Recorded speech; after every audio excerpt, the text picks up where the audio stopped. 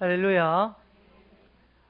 제가 지난 월화수를 덕분에 어부지리로 우리 중고등부 수련회를 같이 함께 따라갔다 왔습니다. 아주 은혜로운 시간이었습니다. 제가 여러 이제 강의들 중에 가장 기억 남는 선교사님 한 분 계시는데 그분 이야기를 잠깐 이야기하려고 합니다.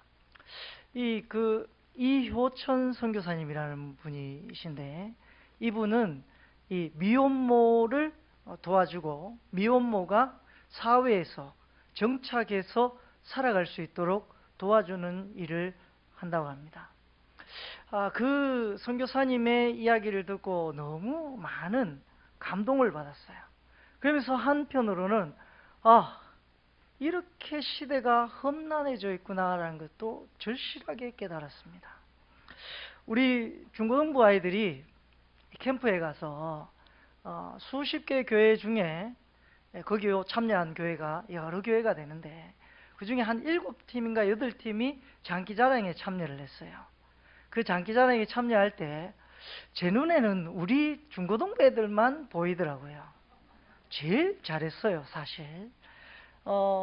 정말 잘한 교회가 있었는데 그 교회는 1000명 이상 되는 거제도의 신현교회라고 하는 교회에 애들이 한 28명이 와서 29명 인해 전술로 숫자로 마치 굉장히 풍성한 것처럼 했지만 실제로는 우리 교회 아이들이 제일 이쁘고 제일 율동도 잘하고 제일 사랑스럽게 제가 반했다는 거 아닙니까? 그런데 그 중에 우리 한 가지 자랑을 하자면 우리 유동현이가 여자애들에게 인기가 캡장, 애들 말로 캡장이었습니다. 그 다 여자애들인데 동현이 혼자 남자로 이제 4명의 팀, 스페셜 팀으로 구성을 해서 또 이게 2곡을 중에 한 곡을 했는데 거기에 동현이가 아주 제가 봐도 너무 멋지게 잘하더라고요. 근데 율동하는데 근육이 막 울룩불룩하게 막 나오면서 곱상하게 생긴 이렇게 뒤에 있는 여자애들이 쟤 멋있다 이러면서 제가 바로 들었어요, 뒤에.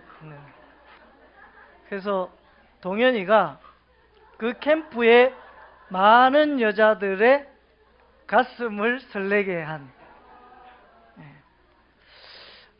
아주 행복한 시간이었습니다.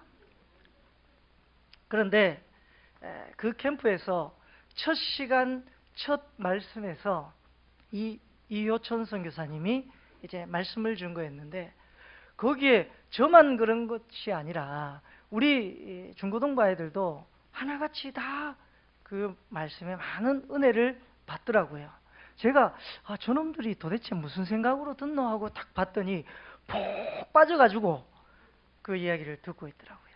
근데 이 선교사님이 하는 이야기가 뭐냐면 간략하게 제가 핵심 요약을 해서 말씀드리면 우리나라에 미혼모들이 굉장히 많대요. 이효천 선교사님이 한 10년 가까이 그 미혼모를 만났는데 그동안 만난 미혼모가 2800명이래요. 놀라지 않습니까? 근데 그 2800명 정도를 계속해서 후원하고 도와주고 근데 이제 도움을 받았던 이 미혼모들이 이제 자기네들이 모여서 모임을 만들고 다른 나라를 혹은 어려운 사람을 도와주는 일을 한대요. 그런데 이 미혼모가 도움을 받기 전에는 어떤 일을 하냐면 어떤 삶을 살냐면 미혼모가 딱 아기가 생기고 나면 첫 번째 남자친구 애를 베게 한 못된 놈 있잖아요. 그 못된 놈으로부터 외면을 당한다는 거예요.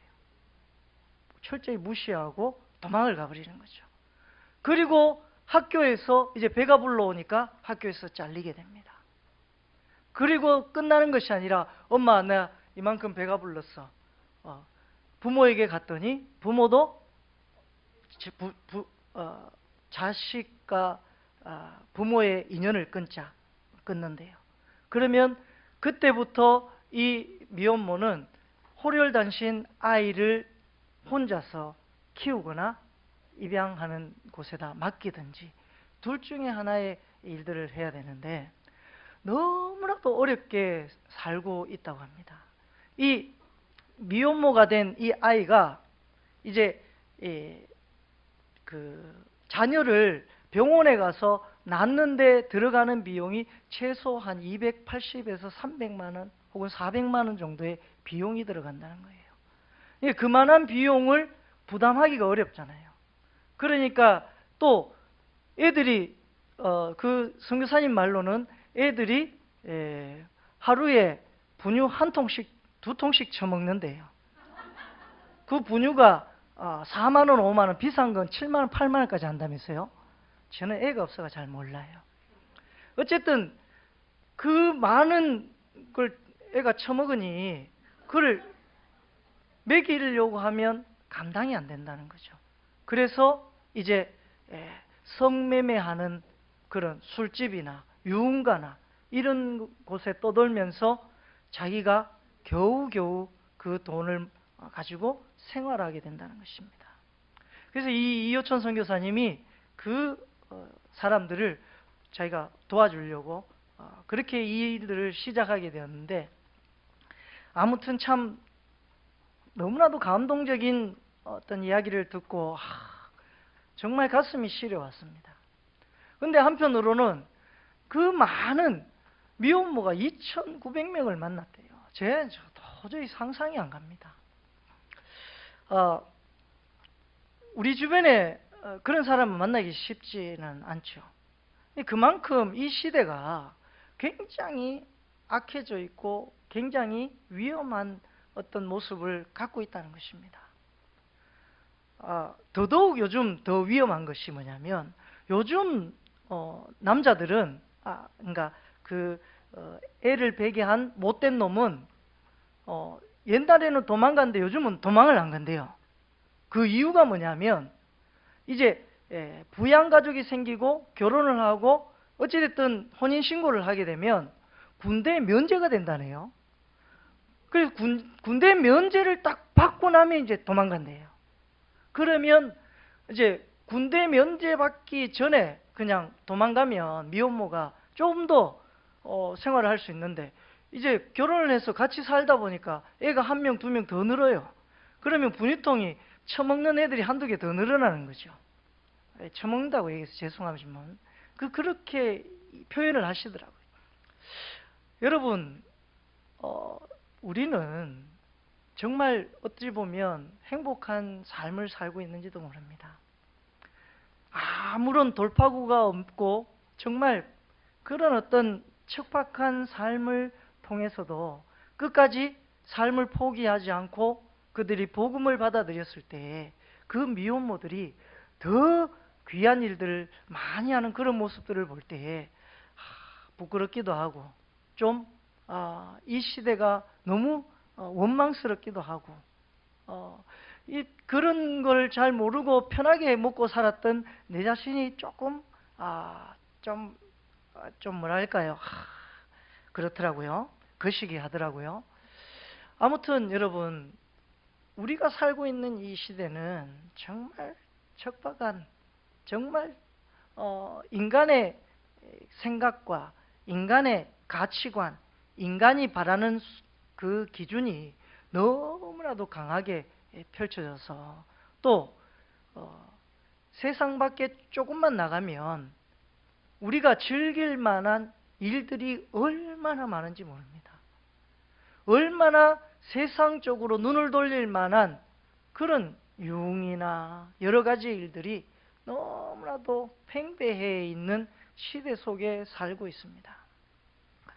그런데 여러분, 오늘 이제 본론으로 들어와서 바벨탑 이야기를 하려고 하는데요. 오늘 성경에 이 바벨탑의 사건이 이제 하나님께 대항하는 이 시대적인 어떤 흐름을 거스르고 하나님을 거스르고 자기 인간들의 욕심에 얽매여서 인간들이 원하는 삶을 추구하는 방향으로 나가다 보니까 하나님과는 거리가 멀어진, 교만해진 모습으로 빠지게 된 대표적인 사건이 이 바벨탑 사건입니다.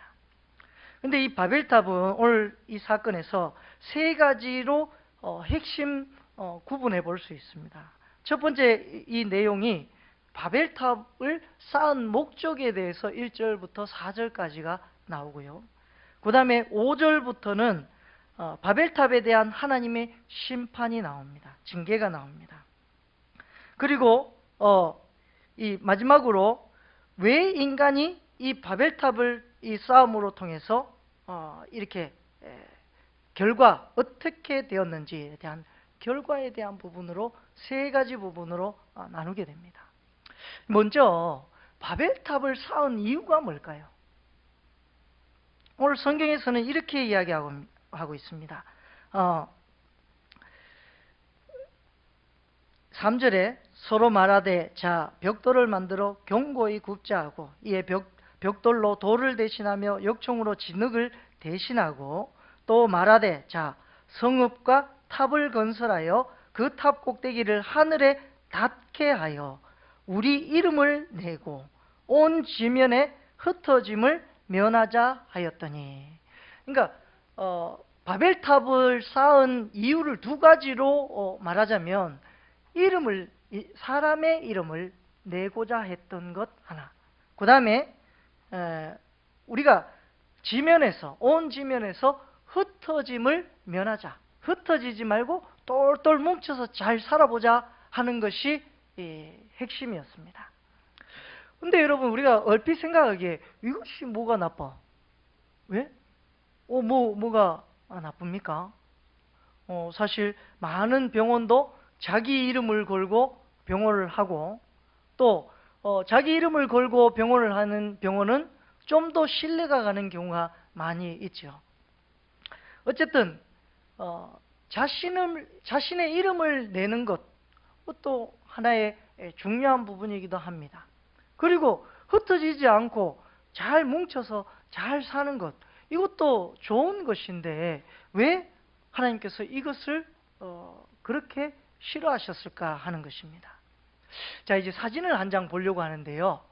바벨탑을 그려놓은 화가들이 바벨탑을 아마 이랬을 것이다 상상해서 그림을 그려놓은 것 중에 한 가지를 제가 가져왔어요. 저기 보면 이렇게 나선용으로 쭉쭉 올라갈 수 있도록 위에 꼭대기까지 계속 이렇게 쌓아서 올라갈 수 있도록 인간이 쌓은 건물 중에 가장 높은 건물을 쌓을 수 있는 구조로 아마 만들면서 저 사이사이에 사람들도 살고 하는 어떤 모습으로 탑을 만들었을 것이다 라고 많은 학자들이 추정하고, 또 많은 학자 겸 예술가들이 그림을 저렇게 표현을 해놨는데 매우 대부분 그림이, 바벨탑의 그림이 저와 비슷합니다. 자, 그림 내려주셔도 됩니다. 저 탑을 볼 때에 저 탑의 가장 근본이 되는 목적은 뭐냐면요, 굉장히 하늘에 닿도록 하자라는 말씀이죠. 하늘에 닿을 수 있을 만큼 높이 짓는 것. 그러니까 높이 짓게 되었을 때에 높이 최고 꼭대기에서 바라보게 되면 누가 어떤 적이 쳐들어오는지, 우리의 마을 밖에 어떤 일이 벌어지는지 알 수 있는 가장 좋은 방법이 이 탑 꼭대기에 올라가는 것입니다. 그러니까 하나의 섹터를 이루면서 살아갈 때에 이 탑을 아주 높게 쌓게 되면 그 높은 탑에서 멀리서 벌어지는 상황과 일들을 자세하게 파악할 수 있고 미리 알 수 있기 때문에 대비할 수 있는 시간적 여유가 생기게 되는 것이죠. 그러니까 바벨탑을 쌓은 가장 큰 목적은 사실 이 사람들이 똘똘 뭉쳐서 외부의 적으로부터 자신들을 보호하고 편안하게 살고자 하는 목적이 이 속에 가득히 담겨져 있다는 것입니다. 그런데 여러분, 이것이 문제가 되는 가장 첫 번째 이유는 뭐냐면, 하나님은 유리하는 자의 하나님이라고 성경에서 밝힙니다. 이 무슨 얘기냐면 사람이 어느 한 곳에 정착해서 사는 것이 아니라 하나님의 뜻에 따라서 움직이는, 이동하면서 사는 삶을 원하고 계신다는 거예요. 그래서 이스라엘 백성들을 유목민 혹은 목축, 가축을 기르는 그런 일들을 했었죠. 그 이유는 뭐냐면 우리가 어느 한 곳에 정착해서 살게 되면 여러 가지 나타나는 폐단이 있습니다. 역사적으로 봤을 때 정착해서 살면 먼저 땅을 지키기 위해서 뭐가 만들어져야 됩니까? 땅을 지키기 위해서 무기가 만들어져야 됩니다. 그 땅을 우리가 소유하고 지키며 살기 위해서는 그 땅을 침략하려고 하는 사람으로부터 지키려고 하는 보호막을 갖고 있어야 되지 않습니까? 강력한 힘을 갖고 있어야 되지 않습니까? 그러다 보니까 무기를 만들게 됩니다. 그 두 번째로는 이제 먹고 살 수 있는 상황을 만들기 위해서는 두 가지밖에 없어요. 목축을 하거나 혹은 농사를 짓거나, 둘 중에 하나입니다. 그런데 목축을 하려면 가만히 한 곳에 정착해서 목축하는 것은 쉽지가 않습니다. 자꾸 돌아다녀야 돼요. 왜냐하면 풀 다 뜯어먹으면 없기 때문에 딴 데로 이동해야 되기 때문에 그렇습니다. 그러니까 이 농경업이 시작되는 가장 근본되는 이유가 뭐냐면 땅을 소유하고 살게 되는 것이 이제 농경 문화의 시작이라고 말할 수 있습니다. 그러니까 역사적으로 보면 많은 사람들이 전쟁을 하게 되는 이유도 이 사람이 땅을 갖고 정착해서 농경업을 하면서부터 곡괭이나 호미를 만들어서 그것을 가지고 땅을 경작하다가 외구가 쳐들어오면 곡괭이로 무기도 만들고 곡괭이로 이제 전쟁을 하게 되는 그런 일들이, 그런 양상들이 역사적으로 벌어지게 되는 것이죠. 근데 그렇게 놓고 보면 좋은 것 같지만 정말 같이 똘똘 뭉쳐서 자신들의 이름을 내고 잘 정박해서 사는 것이 좋은 것 같지만 실제로는 하나님으로 입장에서 봤을 때는 인간이 타락하게 되고 인간이 하나님을 저버리게 되고 또 인간이 자신들의 옳은 대로 살아가게 되는 가장 기본이 되는 삶의 터전이 바로 정착생활, 농경생활이라는 것입니다. 그래서 아벨과 가인의 제사에서도 아벨의 제사는 하나님께서 받으셨고 가인의 제사를 받지 않으신 이유도 여기에 있다고 많은 학자들이 이야기를 합니다. 농경업을 하게 되면 그 곡식을 거둬서 하나님께 드리려면 정착해서 살아야 되지 않습니까? 그러니까 정착해서 살다 보면 하나님을 떠나게 되는 경우가 많이 있습니다. 실로 그 단적인 좋은 예로 이스라엘 백성들이 광야 생활을 했지요.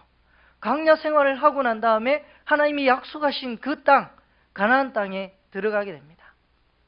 가나안 땅에 들어가서 살면서 얼마 지나지 않아서 다 하나님을 모르는 백성이 되고 말았어요.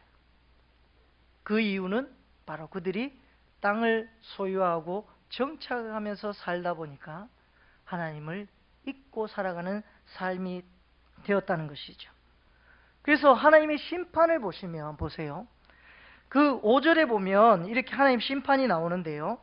여호와께서 사람들이 건설하는 그 성읍과 탑을 보려고 내려오셨어요. 그리고 6절에 여호와께서 이르시되 이 무리가 한 족속이요 언어도 하나이므로 이같이 시작하였으니 이후로는 그 하고자 하는 일을 막을 수 없으리로다.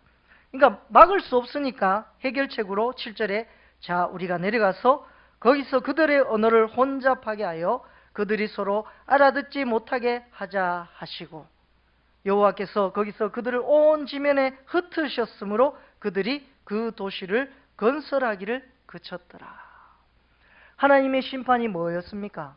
언어를 혼잡하게 만들고 또 모든 사람들을 다 흩어버렸습니다. 즉 말하자면 정착해서 살 수 없도록 하나님께서 만들어 버리셨다는 겁니다. 여러분, 우리는 우리의 신앙이, 내 신앙이 내가 이 정도면 됐어 라고 하는 내 신앙에 안주를 하는 순간 우리는 하나님을 떠날 가능성이 높아지게 됩니다.